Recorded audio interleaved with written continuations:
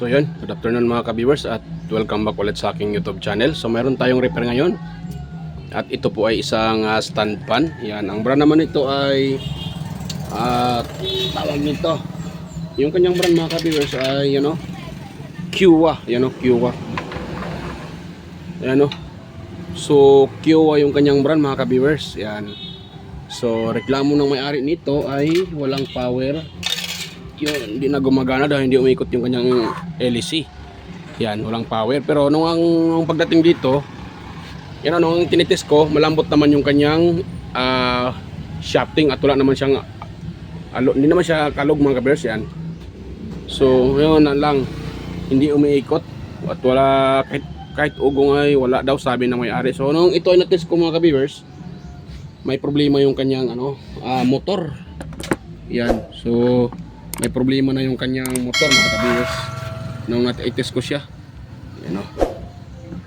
Yun. So yun po ang ating ito po yung aking ayusin mga kabiyos. Natin kung ito ay madala, pero no, ito pala ay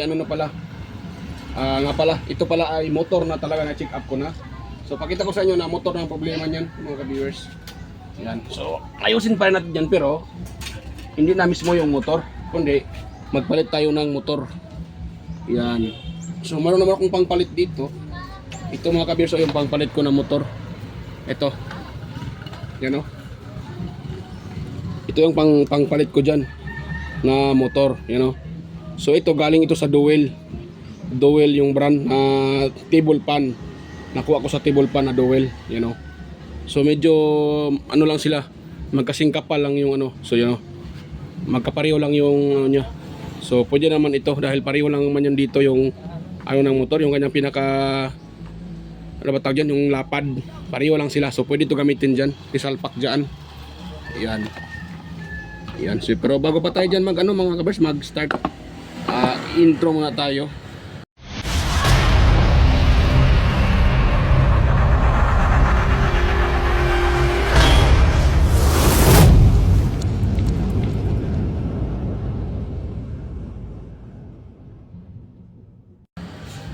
Yun, so ito ay tatanggalin ko at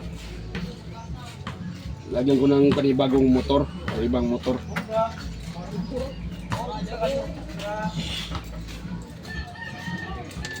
Nahulog pa yung mga kabiyos, nahulog pa yung kanyang lock sa ito. Wait lang muna, ito. So ito yung lock niya, nahulog pa ata eh. Yun. So lagay ko muna dito.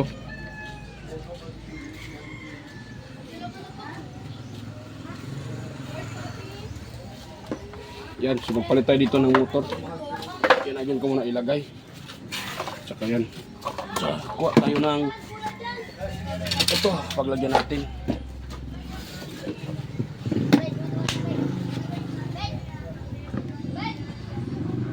Yan o. Yun. Magpalit tayo ng motor dyan mga ka-viewers. Ayun o, ito. So tanggalin ko lang to at palitan natin ng palitan natin ng motor. Medyo madumi siya mga ka-viewers. Yan. Pakita ko pala sa inyo na so yun.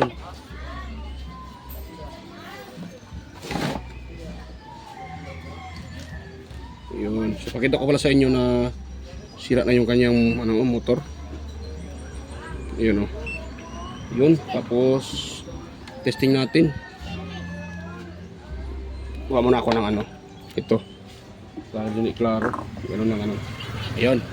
Kitang-kita naman siguro yung tester. So yun. Pakita ko sa inyo yung reading nya. Yun. Yan o. So ito yung isang wire. Yan. Tapos yung isa dito. Tingnan nyo yung reading niya mga kabers. Yan di ba? Minsan 75 ohms, 60, 76, 77, 78. Yan, 79, 80, 80k. 82k ohms, 83. Yung reading niya, napakataas. So ibig sabihin pa ganyan, motor na ang problema niyan. Yan, napakataas yung kanyang reading. Yun, di ba? So motor na ang problema. So hindi ko na siya halughugin pa or hanapin yung nag-ano diyan, nag didikit-dikit dahil ang motor nito ay aluminum. You know? At saka iba yung pagka-rewind sa kanya. Ayun oh. Yung pagka-rewind kapareho ng yung bagong labas ngayon na dual, pangit yung pagka-rewind. So hindi ko na yan aaksayahan ng panahon mga ka-viewers. Pag ganyan, klaseng motor. Ang gagawin ko dyan ay palit kagad ng motor. So babagkasin natin dito. Yun.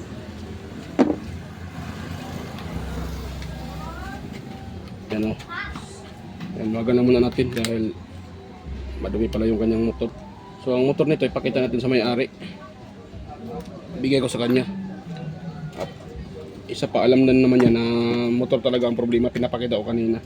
So dito ay chinik up ko muna bago umalis yung may-ari. Kailangan kasi itong check upin at ibigay doon sa kanya para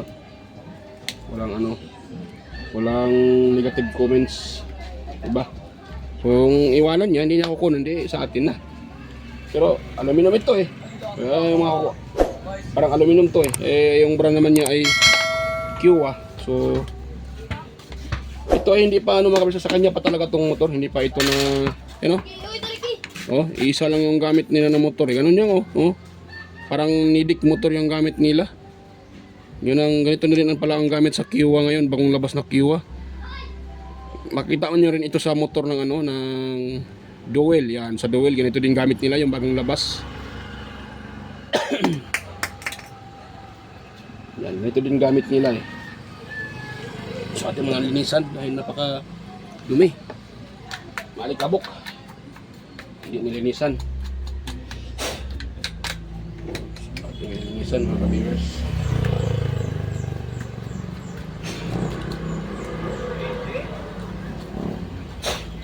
Yun.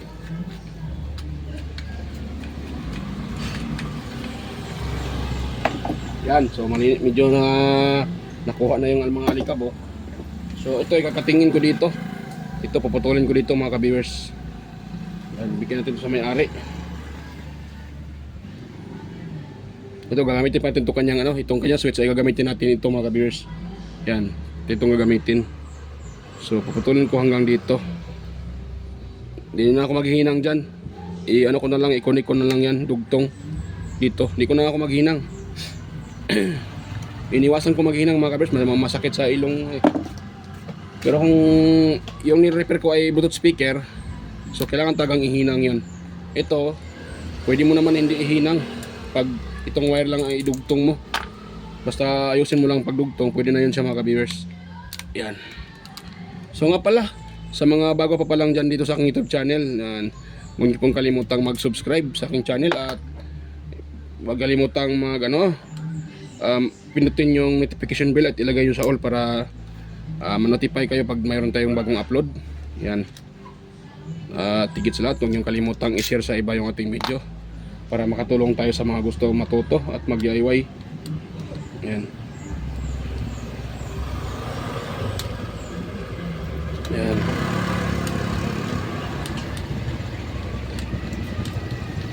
Yun. So ito ay babaklasin ko dahil gagamitin ko pa yung kanyang mga kabers, yung kanyang mismo yung cover sa motor. Ito yung motor lang yung tanggalin natin, yung ito gamitin natin ito dito dahil buong buo pa ito mga kabers, yung kanyang bushing shafting. Yan o. Oh, puting-puti pa yung kita nyo ba yung foam? Hindi pa nadurog, so gagamitin pa natin to, buo pa to. At saka kung nakita nyo, yan o, napakakinis. Ayan o. Yan, napakakinis pa niya mga kabers. Yan o, maganda yung kanyang so ibig sabihin hindi ito nag-stack up. Yan. Ito, maaaring ito kasing itong klaseng motor ay madaling masira pag ganitong klaseng motor, kaya ayun. So ngayon, bago natin yan, try natin isalpak yung yung motor na natin. So yan, sunog pala yung motor mga kabers, oh. Yan, oh, sunog yung kanyang motor, oh. Dito na sunog, oh, dito. Pakita ko sa inyo. Ayun, oh. Oh. Oh, di ba? Oh, di ba? Yan, oh, sunog yung motor, kaya yan ang dahilan na ano siya, high resistance yung motor. Nagkaroon ng high resistance dahil dyan sa nagdidikit-dikit na yan, dahil nalusaw dito at nadamay pati windings, you know. Damay na pati windings niyan, nalusaw na rin yung insulator, kaya nag high resistance yung motor, kaya ayun, hindi siya umiikot. So ngayon, itong ating pangpalit, tara natin isukat dito mga kabisa. Ito ay ano din to mga kabisa, dual, pero maganda tong pagka-rewind na dual na to. Yan, maganda siya pagka-rewind. Yan. At baka isipin nyo ay tanso. Baka isipin nyo ay aluminum, ha, dahil yung kulay niya ay may pagkapula-pula. Pero hindi yan. Hindi siya aluminum. Yan po ay purong tanso mga ka-viewers. Or copper. Yan. Yun. So, magkapareho lang pala sila ng ano, eh. Magkapareho lang ng yun. Magkapareho lang ng shafting mga shafting yung rotor. You know? Yung rotor na gamit dito sa motor na to at yung bati ito, magkapareho lang. Ito yung gamit ito ba sa motor na to. Yung kanyang rotor at itong rotor sa original ay magkapareho lang, you know? Oh. Di ba? Magkapareho lang yung yung sakto-sakto lang. Walang awang, oh. Dahil pag yan ay may awang, malaki yung awang niyan mga kabers. Ang tendency niyan, iikot naman yung electric fan, nga lang mahina, walang puwersa. Yan, maganda talaga yung yung maliit lang yung distansya. Maganda yan. Yan. Yun, di ba? Tsaka tugma-tugma yung Yan, so wag nating gamitin lang natin yung sa kanya. Iwan ko lang dito. So nga pala, bago pala natin to maglagay muna tayo ng oil. Dahil tingin ko ito ay natuyuan, eh. So wag mo natin ilagay itong motor. Maglagay muna tayo ng oil para sigurado tayo dyan. Kanya lang, hindi ko na saan ko na ilagay yung oil ko mga ka-viewers. Ay, dito lang pala. Yan, ito yung tuyo na, eh. Ito yung tuyo na. So patakan natin to ng oil. Yan, paubos na rin yung oil ko. Kailangan ko nang bibili uli ng mga ka-viewers, oil. Yan. So ang para talaga sa mga electric pan yung oil, maganda yung yung sa motor, yung gamit sa motor. Yun maganda yung oil na yun, medyo malapot siya. Or kung meron kayong makunan ng yung oil ng refrigerator, mas maganda yon, or sa aircon. Yun ang pinaka-the best mga kabis, ilagay sa electric pan yung oil ng aircon or sa refrigerator. Yan, patakan natin ng oil to. Wala kayong ibang oil, pwede naman yung oil sa yung pang prito mga kabis, pwede naman yun. Pareho lang namang oil yan. Pero kung meron kayong makunang oil na mas maganda, yung oil talaga na galing sa motor ng yung ginagamit sa motor ba, maganda yun. Or yung sa refrigerator nga, sabi ko. Pero kung wala naman, na lang sa oil ng tawag dyan. Ito, patakan din natin dito mga kabiso. Yan, dahil doon, hindi na siguro yan mga kabis, madami na din yung ipatak ko, eh. Madami na din yung ipatak ko, pwede na siguro to lang.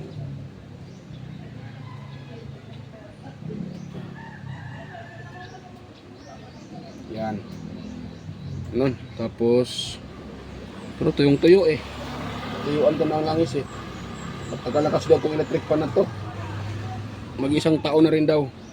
So umabot din naman siya ng isang taon. Buti umabot ng isang taon. Dahil sa pagkakaalam ko ng ganitong mga klaseng motor, madali din siyang masira mga ka-viewers, yung kanyang motor. Yung kanyang pagka-rewind dahil ang nipis. Ito yung kanyang windings, di ba? Tinipid nila yung windings. Yan, konti lang talaga. Tinipid nila. Yan, tinipid nila, di ba? napaka nipis at yan, kunting ilang turns lang siguro yan eh. Ito, di katulad dito, oh. Yung isang turns, isang turns ito. Yung isang ano nito dito, napaka, di ba? Mahaba siya. Mas maganda tong ganitong klaseng pagka-rewind. Yan oh. Kumpara dito, napaka-iksi at manipis na. Ayun oh, parang tinipid na nga eh, binawasan nila. Kaya ano yung nangyari?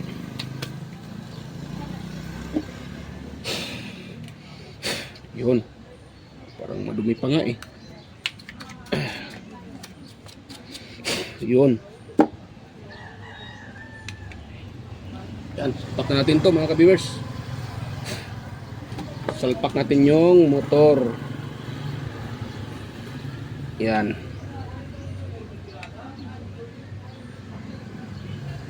Yun. Tapos itong shafting niya ay bukasan natin ng konting langis. Yan, para maano siya, para swabe yung kanyang pag ano, hindi ba hindi gaganit at hindi mahirapan yung paglagay. Paano to? Wait lang ha. Ito natin ipasok oh. Ito.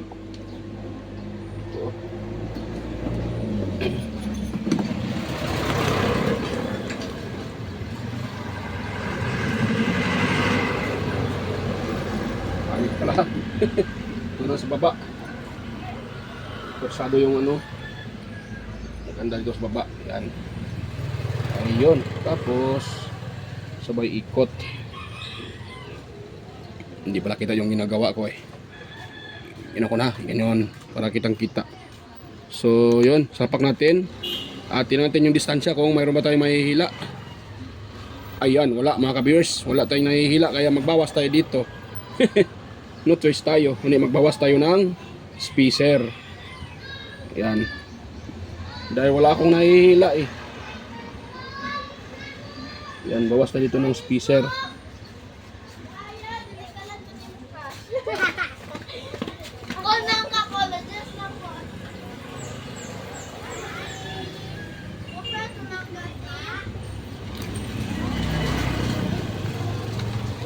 Yan. Ngayon,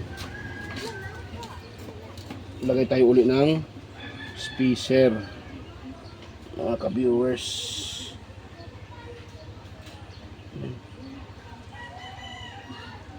Yan.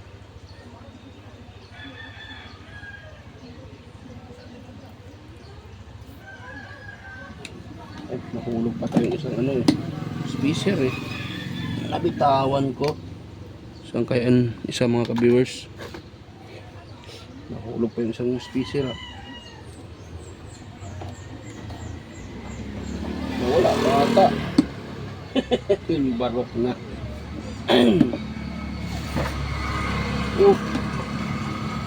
Sana wala yung isang spacer mga ka-viewers. Kung saan yung ano. Ay nako talaga. So tingnan natin kung mayroon ba masakto-sakto lang ba yung kanyang distansya. Dahil pag medyo hindi naman pwede pag medyo malaki yung kanyang distance, yung kanyang clearance ng motor, dapat eh sakong-sakto lang. Dahil pag medyo malaki yung clearance eh hindi makaano yan mga ka-viewers, maingay yung motor. Oh, ayaw pa rin ha. Ako ko. Bakit ito?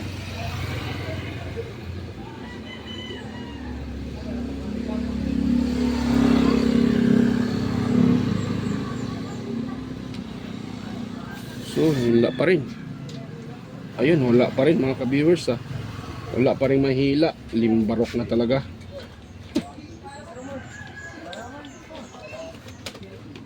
Walang mahihila eh.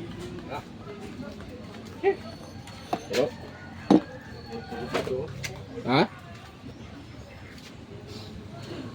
Walang mahila. So, ano rin ko mo ito mga ka-viewers? Tatanggalin ko muna. Kagwang talagang limbarok. Wala akong mahihila. So dito ako magbawas na ako dito sa unahan. Eh wala akong mahihila eh. Yan. stitch lang ulit mga ka-viewers ha. Muna. Ayan, tapos ko muna. Pasin ko muna yan. So yan mga ka-viewers, tapos ko nang ma-assemble ulit. So ito. At okay na siya. Ayan o. So binawasan ko lang siya ng spacer. Yan kanina, kaya siya mahigpit dahil yan, hindi ko pa nababasa ng spacer yon. So ito okay na. At na-assemble ko na rin. Yan, para madali na lang. So ito, ipakita ko sa inyo ang pag-wirings nito. Itong kanyang pinaka ito. Itong kanyang pinaka ito, yung sa speed niya. So ang ano pala nito, ang kanyang common ay yan o, yung itong kulay ano. Dahil ito ay dual. So yung common niya, itong kulay orange pa to, orange. Red or orange ito. Itong orange na to yung kanyang common. So yan, kailangan natin itong putulin dito banda o. Yan, hanggang dyan lang yung ating ano. Ito siyang puputulin mga ka-viewers dahil medyo mahaba-haba rin yung wire niya. Para hindi na sagabal. So atin yung puputulin.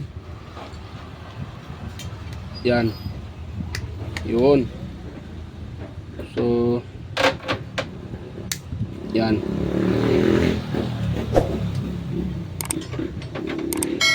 Yan siya. So nito din yung kasama ko. Busy din sa pag-repair ng ano, TV.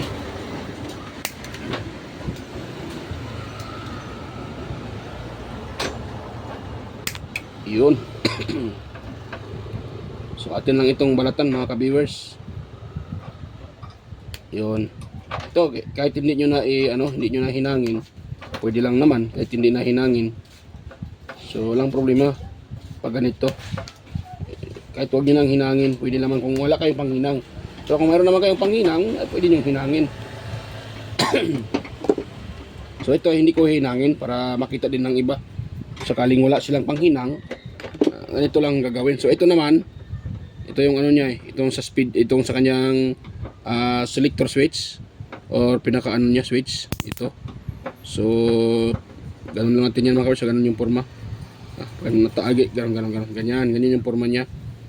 So try natin muna natin to kung ito ay okay ba. Yan, ito at akin muna din itong balatan, itong mga wire na to. Hindi pala kita ang gawa ko. Salita ko ng salita, hindi pala kita, limbarok na. Yan. Yun. Tsaka ito. Yun. Yun.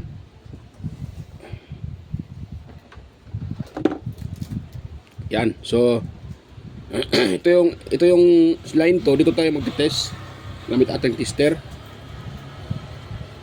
Yun. Tapos lagyan natin sa home settings. Yun. Ngayon hanapin natin dito mga ka-viewers. Kahit huwag na sa buzzer, pwede naman. Basta 00 yung reading, yun yung kanyang connection. At tingnan nyo ha, hindi pala kita yung gawa ko. Yan, para ganun, para kita nyo. So dito tayo sa kabila, sa blue. Yan, wala naman pala sa blue kala ko mayroon. Wala. Yan, so wala sa blue. Sa puti wala din. So sa black malamang wala din ito. So, wala din. So yan po yung kanyang off. So maaring ito yung kanyang off. Yan. Yan yung off niya. Yan, pag ganun yan pag ganun. So on natin sa number 1, pack, ganun. Ngayon hanapin natin dito yung number 1, kung saan dito yung number 1 niya mga ka-viewers. Tingin ko ito yung blue ata number 1 Hindi pala, mali pala ako. Pasensya. Itong white, try natin yung white. Ito pala white. O yan, itong white pala mga ka-viewers. Yun yung number 1 niya. So matik yan. Number 2, itong itim, tsaka number 3 yung blue. So itong number 1, itong puti, di ba? So ganun natin yan dito. So ito namang sa motor, itong wire na to, hanapin natin dito yung ganun natin siya para ako naman ay makakalimutin. Ibuhol ko siya para hindi ko makakalimutan na yan yung number 1. Ako ay makakalimutin mga ka-viewers Madali ako makalimot. Kakabigkas ko lang pero yan, madali ko lang talagang makalimutan. So yan. So hanapin natin ito yung mataas na reading. Ito ilan yung reading niya ay 667. Tapos ito namang blue 513, malamang yun yung number 3. Ito naman 607, itong isa 667. Ay no. So pareho lang pala sila ng ano Sana yun? Ay, pareho lang pala ito ng brand. Limbarok na. Bakit ko pa tinitis? Ano ng rabbit eh? Garaw. Pinal natin buta.